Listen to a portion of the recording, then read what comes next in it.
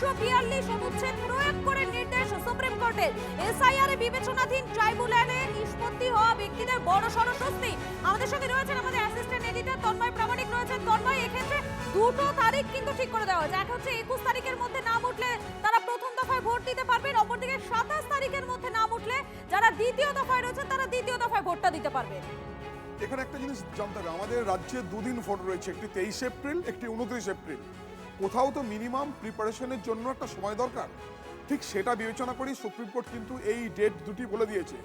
অর্থাৎ 21শে এপ্রিল পর্যন্ত ট্রাইব্যুনালে যাদের নামের নিষ্পত্তি হবে, অর্থাৎ আমার নাম যদি এখন ভোটার লিস্টে না থাকে, আমি যদি ট্রাইব্যুনালে গিয়ে থাকি, আমি যে পেপার জমা দিচ্ছি সেখানে তারা বিবেচনা করে যে রায় দিচ্ছেন, অর্থাৎ আমি ভোটার নাকি আমি ভোটার নই।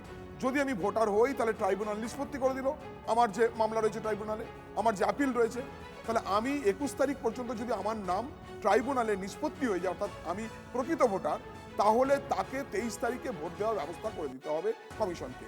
এই কথাটা স্পষ্ট করে সুপ্রিম কোর্ট জানিয়ে দিয়েছে। কারণ 22 তারিখে যার বিকেলবেলায় নিষ্পত্তি হবে তাকে তো 23 তারিখ সকালে ভোট দিতে দেওয়া যাবে না, বা ভোট দিতে যাওয়ার জন্য যে কাগজপত্র যা কিছু দরকার সেটা ব্যবস্থা করা যাবে না। সেইটা মাথায় রেখেই কিন্তু একেবারে সুপ্রিম কোর্টের এই নির্দেশ। ঠিক একইভাবে 27 এপ্রিল পর্যন্ত যাদের নামের নিষ্পত্তি হবে তারা 29 তারিখে যাদের ভোট আছে সেই ভোটাধিকার তারা যেন প্রয়োগ করতে পারেন, সেটাও সুনির্দিষ্টভাবে বলে দেওয়া হয়েছে। কি না, 142 নম্বর অনুচ্ছেদে সংবিধানে যা রয়েছে সেই ক্ষমতাটা সুপ্রিম কোর্ট প্রয়োগ করলো। কারণ এখানে একাধিক দল, এই রাজ্যে মমতা বন্দ্যোপাধ্যায়, অভিষেক বন্দ্যোপাধ্যায়, এই রাজ্যে কংগ্রেসের নেতা অধীর চৌধুরী, এখানে বামেদের নেতা মোহাম্মদ সেলিম, বা বাকি যারা রয়েছেন রাজনৈতিকভাবে, একই সঙ্গে বিজেপির একাধিক নেতা, তারা বলেছিলেন যারা প্রকৃত ভোটার তারা যেন ভোটাধিকার থেকে বঞ্চিত না হন। একেবারে যারা প্রকৃত ভোটার তারা যেন ভোটাধিকার থেকে বঞ্চিত না হন, তারা যেন ভোট দিতে পারেন, এই বিষয়টাই দাবিটা বারবার সামনে এসেছিল। এবং আজ যেমনটা সুপ্রিম কোর্টের নির্দেশ দেওয়া হয়েছে, 142 অনুচ্ছেদ প্রয়োগ করে নির্দেশ দিল সুপ্রিম কোর্ট। ট্রাইব্যুনালে নিষ্পত্তি হলেই দেওয়া যাবে ভোট, 142 অনুচ্ছেদ প্রয়োগ করে নির্দেশ সুপ্রিম কোর্টের।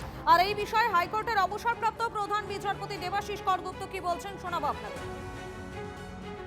নির্বাচন কমিশন ওই ডেটটাকে ঠিক করে দিয়েছেন যে ওই দিন পর্যন্ত যাদের নাম তালিকাভুক্ত হয়েছে তারাই ভোট দিতে পারবেন, এটাই আইন।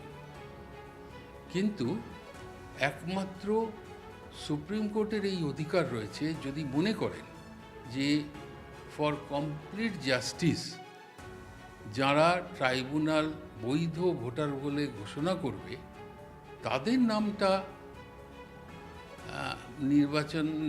নির্বাচকদের তালিকায় এলে তারা ভোটাধিকার পাবেন। এইটা আর্টিকেল 142 বলে যে বিশেষ অধিকার সুপ্রিম কোর্টের, সেটা